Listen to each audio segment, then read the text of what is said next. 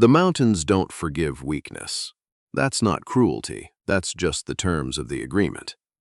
You live in their shadow long enough, you start to understand that the land doesn't care what you wanted or what you lost or what you were promised. It only cares what you do next. Miles Calloway had stopped doing much of anything. He was 43 years old, and he ran what remained of a timber operation in the foothills east of Bozeman, Montana. Scattering of buildings, 2 good axes, 1 horse that was getting old the same way he was, and a reputation for being left alone that the town of Harwick had respected for going on 6 years. He wasn't unfriendly exactly. He just moved through the world the way a man moves through a room he used to love and can't quite stand to leave and can't quite stand to be in. Careful, quick, eyes never settling anywhere too long. His wife, June, had died in the winter of 1871. Not dramatically, not with warning. She'd gone to sleep one Thursday evening and hadn't come back from wherever sleep goes when it goes wrong. The doctor said her heart. Miles said nothing because there was nothing adequate to say, and he'd never been a man who spoke just to fill silence. After that, the operation got smaller. He sold the east lot. Let 2 of his men go. Stopped taking contracts that required more than a few weeks' work. The town of Harwick quietly decided that Miles Calloway was a man in the process of disappearing, and they gave him the dignity of not watching too closely. He was sharpening an axe blade on a gray Tuesday morning in late September when he heard a wagon on the road. He didn't look up at first. Supply runs came through twice a month, and he'd learned not to read anything into the sound of wheels on gravel. But the wagon slowed, and then stopped, and then a voice came over the fence. Young, careful, with an edge to it that had nothing to do with rudeness and everything to do with practice. My grandfather said you were the man who taught him to read. Miles looked up slowly. She was standing at the gate, maybe 26 or 27, with dark hair pulled back practically, and the kind of posture that comes not from breeding, but from carrying things. She wore a wool coat 2 sizes too large, a man's coat worn at the elbows, and she was holding a leather satchel against her side the way you hold something you're not sure will be welcome inside. Her eyes were steady, not bold, steady, which is a different thing entirely. He set down the axe. "What's your grandfather's name?" he said. "Was," she said. "He died in August. His name was Tobias Shen." Miles felt the name land somewhere it hadn't been expected to land. Tobias, Old Toby, the men used to call him. Chinese, come over with the railroad crews in the 60s, smart as a circuit judge and twice as stubborn. Miles had found him huddled outside the lumber camp one winter, trying to get warm on a fire that had given up.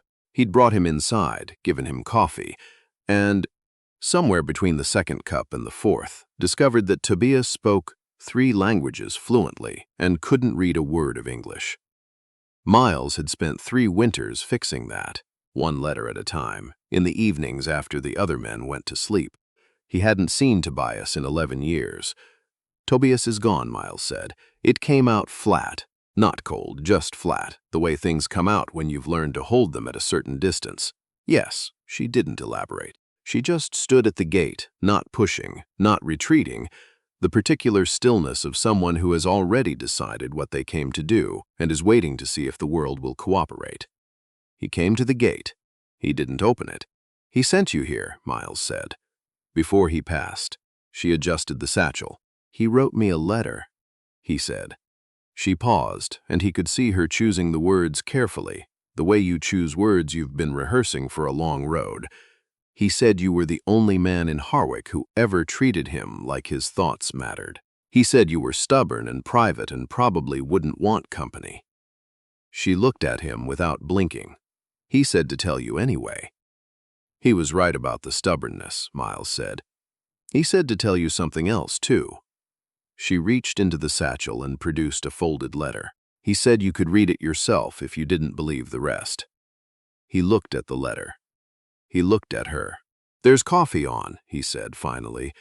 "Gate's not locked. Before we go any further, I want to stop for a moment and ask you something. Where are you listening from today? Drop it in the comments. I mean it. I love knowing where these stories reach. Now, let's go back because what happens next is going to stay with you." Her name was Mei Lin Shen. She was Tobias's granddaughter, come down from the mining camps north of Helena, where she'd spent the last 4 years working as a laundress, and, when the camp boss allowed it, as a translator for the other Chinese workers who hadn't yet learned enough English to navigate the company store without getting cheated. Miles read the letter at the kitchen table while she stood just inside the door, not quite committed to the room, not quite outside it, the exact posture of someone who has learned not to assume. Tobias's handwriting was clean and even, the handwriting of a man who had learned late and loved it ever since. Miles. If Malin found you, then she made it, and I'm glad. She is the best of what I managed to do in this life, which wasn't always much. Her mother is gone. Her father is gone. The camp where she was working has been bought by a new company that does not intend to keep on the Chinese workers past the end of the season, and she has nowhere safe to go. I thought of you because you are honest and because you are alone and because you are the only man I ever met who listened first and decided second. I am not asking you to take her in like a daughter. She would not want that, and neither, I suspect, would you? I am asking you to give her a season, work, wages, a roof. After that, she chooses her own road. You told me once, on the night the river froze early, that you wished you'd had a family. I told you it wasn't too late. You said it probably was. I'm asking you one last time, from wherever I've ended up, prove me right. Miles folded the letter. Mei Lin had not moved from the doorway. He had no right to do this, Miles said quietly. No, she agreed. He didn't. She looked at him with that same steadiness. I want you to know I'm not looking for charity and I'm not looking for family. I'm looking for work, real work, fair wages, 1 season. That's the whole of it. Miles looked at the letter in his hands.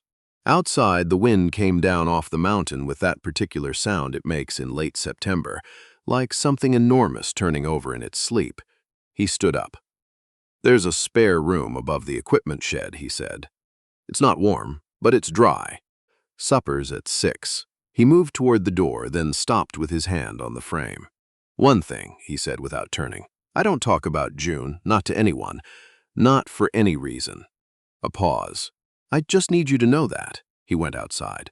Mei Lin looked at the folded letter he'd left on the table. There was no mention of June in it anywhere, and she understood for the first time exactly how much this man was still carrying. The first 2 weeks were entirely practical. Mei Lin woke before Miles did, which he discovered on the 3rd morning when he came out to find the woodpile reorganized and stacked against the shed wall in a way that was going to save him 20 feet of walking all winter. She learned the rhythms of the timber yard the way she'd learned everything. He suspected, by watching until she understood and then doing without asking permission. She kept the books. That was the first surprise. He'd mentioned, offhand, that the ledgers for the past season were a mess, and she'd asked to look at them, and 3 days later they were not a mess. She had found 2 billing errors and a pattern of overcharging from the Harwick Supply store that had been quietly costing him $8 a month for at least 2 years. You want me to write to them? She asked, setting the ledger on the table in front of him. He stared at it for a moment. I'll go in person, he said. That might make more of an impression, she agreed. He almost smiled. He stopped himself. They didn't talk much beyond the necessities. He asked about the work. She answered in facts. She asked about the timber contracts. He answered in facts. They built something functional out of the exchange. Not warmth exactly, but a kind of respect that has its own particular weight. On the 17th day, a tree came down wrong.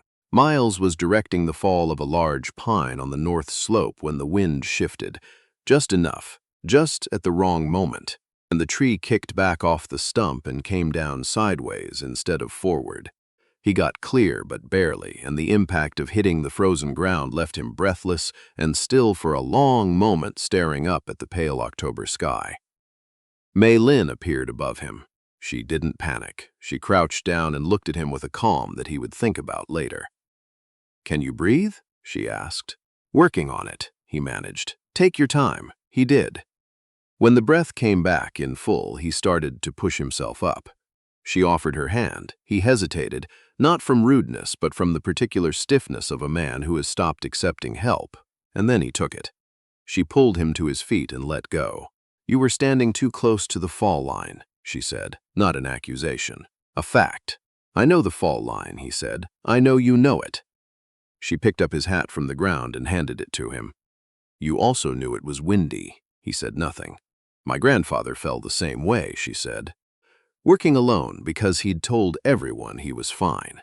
She looked at him steadily. He was fine. Until the day he wasn't. She went back down the slope. Miles stood there for a moment longer than necessary, watching her go. For the rest of that afternoon, he found himself, without quite meaning to, aware of exactly where she was. That night at supper, neither of them mentioned it. But the silence had changed its shape, and both of them knew it. The fire that changed things was not a dramatic one. Miles had built it low in the stone ring behind the house, as he did most clear evenings. One of the few habits he'd kept from the years when keeping habits had seemed important. He'd been sitting with it for the better part of an hour when he heard her step on the gravel path behind him. He didn't tell her to go back. She sat on the opposite side of the fire, close enough to share the warmth, far enough to make clear she wasn't crowding. She looked up at the sky the way her grandfather had taught her. Not hunting for anything, just receiving. After a while, she said, "He used to say the stars were the only thing that looked the same from every side of the ocean." "Tobias," Miles said. "Yes." She was quiet for a moment. "He crossed twice, you know. Went back to see his mother when the railroad work ended, and then came back here because—" She paused. "He said he couldn't explain it. He said it was just where he was supposed to be."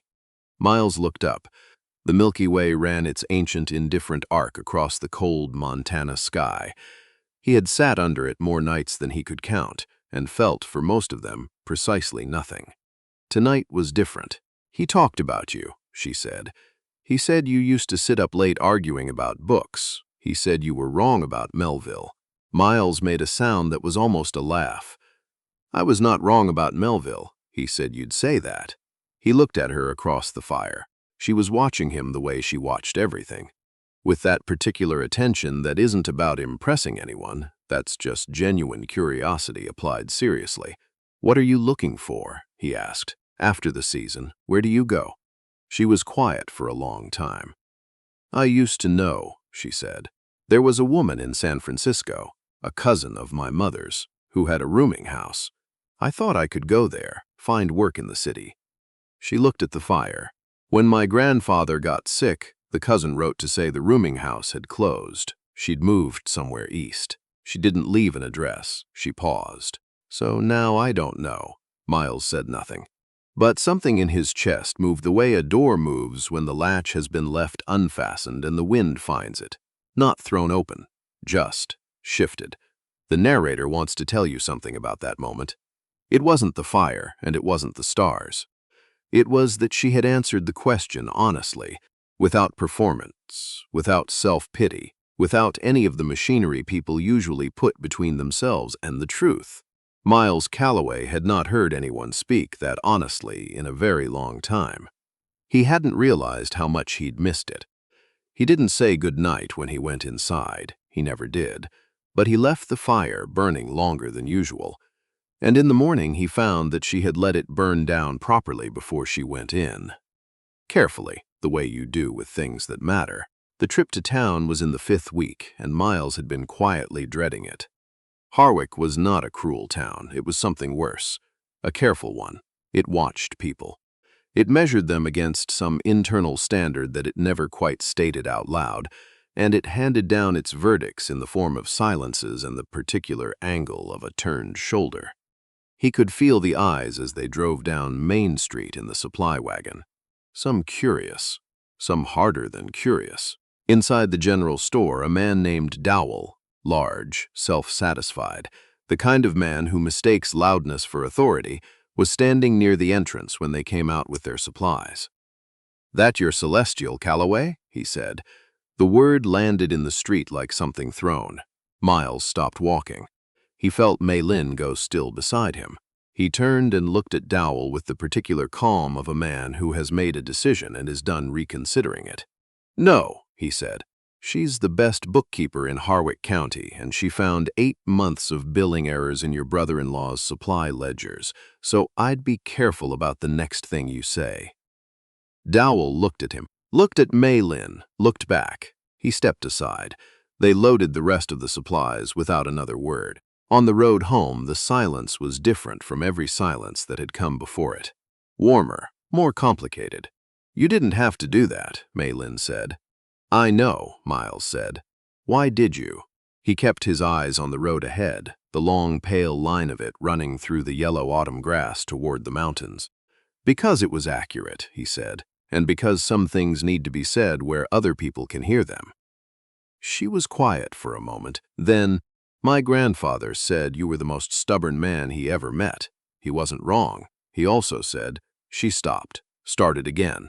"He said stubbornness in the wrong direction is just damage. But stubbornness in the right direction is—" She seemed to be trying to remember the exact word, "is faithfulness." Miles said nothing, but his hands on the reins were less tight than they'd been all morning. In the 6th week, he went looking for a tool he'd left in the supply room and found instead a collection of letters spread across the workbench. Not letters, maps. Hand-drawn, careful, detailed. Topographic surveys of the mountain terrain east of the property, marked with notes in 2 languages. Timber density estimates, water table calculations. Proposed access routes for a spring logging operation that was, Miles realized slowly, better thought out than anything his own crew had sketched in 3 years. Mei Lin appeared in the doorway behind him. He waited for her to be embarrassed. She wasn't. "Tobias taught me," she said. "He said if you can map something, you understand it." She came and stood beside him, looking at the papers. "The east slope has been clear-cut too close to the creek. Another season like the last one, and you'll get erosion that floods the lower yard in spring." Miles picked up the survey nearest him. He looked at it for a long time. The lines were exact. The notation was careful. She hadn't just looked at the land, she'd understood it. "You're wasting your time sharpening axes," he said finally. "A person needs both," she said. "The axes keep the work going. The maps keep the work from going wrong." He set the survey down carefully, not like a piece of paper, like something that mattered. "Could you draw me the North Ridge?" he said. "The section where the pine stand starts." She looked at him for a moment, measuring something. "I already started it," she said. "I'll have it by Thursday." She did, and it was exactly right. And when he stood there looking at it, he noticed that she had included in the lower left corner a small, careful rendering of the stone fire ring behind the house, seen from above, small enough that it might have been a detail of the terrain. But she had put it there deliberately, he was certain of it. He just didn't know yet what it meant. Then came the evening she wasn't at supper. He found her outside by the fence on the north side of the property, sitting with her back against a post, and her face doing something complicated in the fading light.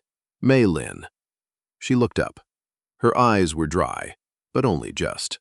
She didn't make anything of it, just straightened and looked at him with that steadiness she always had. "There's something I need to tell you," she said. "Something Tobias didn't put in the letter." Miles sat down on a fence rail. He waited. "I'm not just passing through," she said. "A man named Aldous Rowe. He claims a land management office in Helena. He came through the mining camp before I left.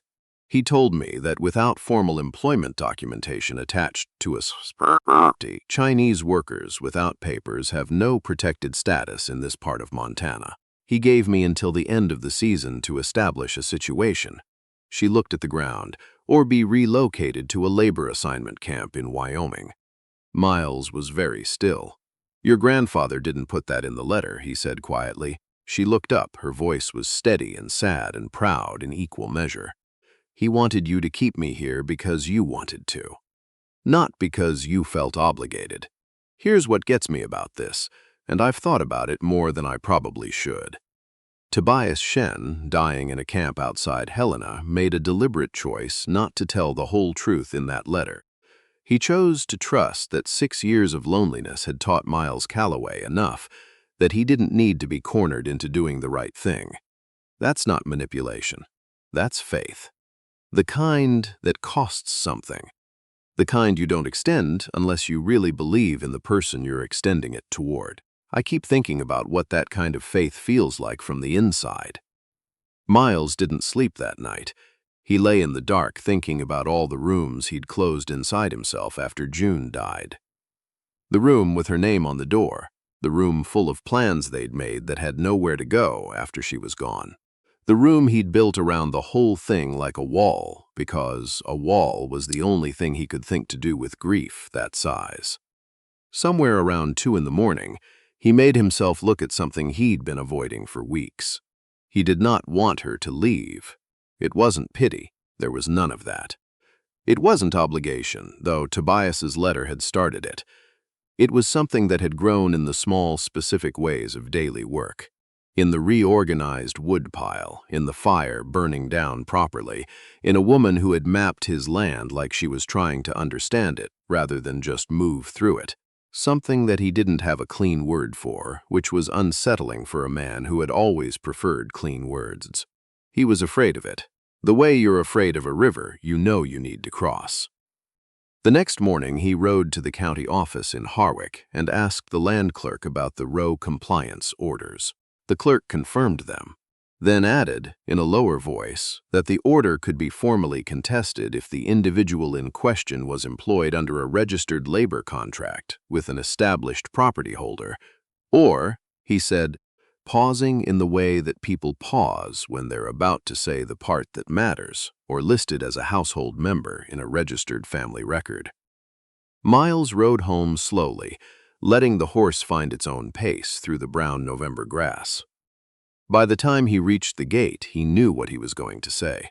Not because of the legal situation, though that was real. Not because of Tobias, though that was real too. But because he had spent 6 years being a man who had stopped expecting anything from the future, and he had started slowly, against his own better judgment, to expect something again. And the thought of that being taken away was more than he was willing to accept. He found her at the north fence, checking the post he'd told her didn't need checking. He stopped a few feet away. "Mylin," he said. She turned.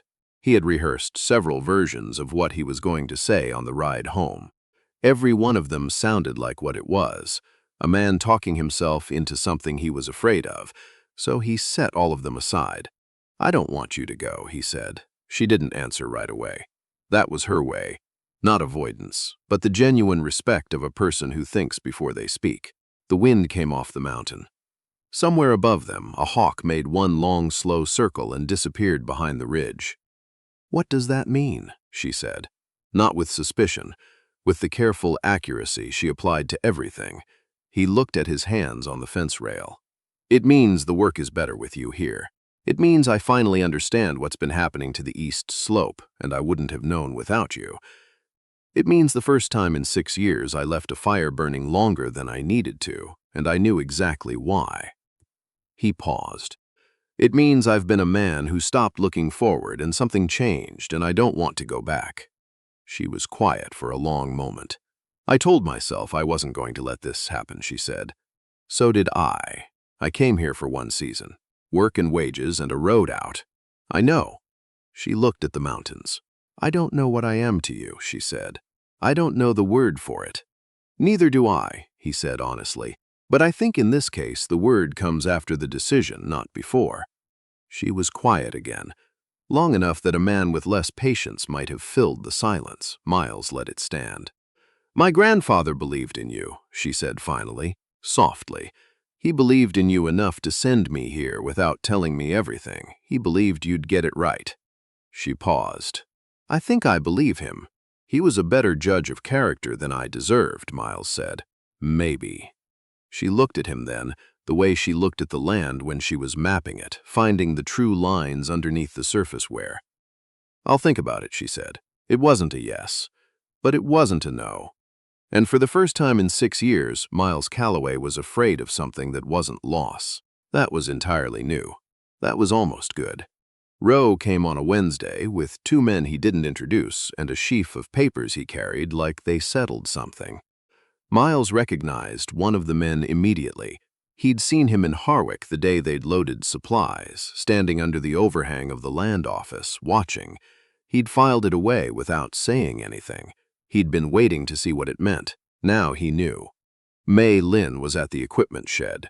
Roe walked past Miles toward her, which told Miles everything he needed to know about the kind of man Roe was and the kind of morning this was going to be. "Season's end is the 15th, Roe said, stopping in front of her. "Informal work arrangements don't satisfy the terms of—" "She's not going anywhere," Miles said. He hadn't moved quickly. He didn't need to. He was simply suddenly there, between Roe and Mei Lin, his voice carrying the particular flatness of a man who has finished deliberating. "Carter, this is a compliance matter. It doesn't concern." "She is my intended," Miles said. The word landed in the cold air between all of them. Behind him, Mei Lin made no sound. Roe looked from Miles to Mei Lin and back, recalculating. He was the kind of man who backed down when the arithmetic changed. The arithmetic had just changed. "I'll need documentation," Roe said, retreating into process. "You'll have it by the end of the week," Miles said. Roe left. His 2 men went with him. Miles turned around. Mei Lin was looking at him with an expression that held 3 things at once. Not quite anger, not quite gratitude, not quite something else, balanced at its edges with the precision she applied to everything. "You're intended," she said. "I know I should have asked first," he said. "Yes," she said. "You should have." There was a silence. Then, very quietly, "Ask me now." He did. Not on one knee. That wasn't either of their styles. He stood in the pale November light with the mountains behind him and the long brown grass running out in every direction, and he said the plain truth of it. "I'm not easy to live with. I'm quiet in ways that can feel like distance, and I've spent 6 years making peace with being alone, and I don't know how to promise you everything. But I can promise you this. I will pay attention, every day, to you and to what you're building and to what you need. I think that's worth something. I think it might be worth a lot." She looked at him for a long time. "Stubborn old man," she said finally. "Your grandfather said that." Then she caught herself. "My grandfather. About you. I know who you meant," Miles said. She looked away at the mountains for a moment. When she looked back, her eyes were steady and clear. "Yes," she said. "The answer is yes." They were married in Harwick in December, in the county office, with the land clerk and Mrs. Berwick from the dry goods store as witnesses. Mrs. Berwick, it turned out, having been quietly keeping score since the day Miles stood up to Dowell in the street. Small towns remember, sometimes in the right direction. The property changed after that. Not all at once. But the north slope got the drainage correction Mei Lin had mapped, and the spring flooding didn't come that year. The contracts improved. She had a gift for correspondence that made people want to do business with someone who wrote as though they meant what they said. The supply store adjusted its billing without being asked twice. The silence that had lived in every room of the house eased slowly, replaced by the particular sounds of 2 people who have decided to be honest with each other, the ordinary, irreplaceable sounds of that. "In March," she told him. She found him at the stone fire ring on an evening when the snow had finally begun to pull back from the lower slopes. She sat beside him, not across, but beside, and told him simply, the way she said everything that mattered. He went very still. He looked at the fire for a long moment, and then at the mountains, and then at her, and then he set his coffee cup down on the stone and put his arms around her and held her, not as a man holds someone he's protecting, but as a man holds something he was certain he had already missed forever, quietly, with his whole self. In the spring of 1874, on a small, stubborn timber property at the foot of the Montana mountains, something that had been given up on quietly came back, and somewhere in the long country between the letters of a dying man and the life that came after them, Tobias Shen had known. He'd always known. He just needed 2 stubborn, careful, honest people to get out of their own way long enough to find out.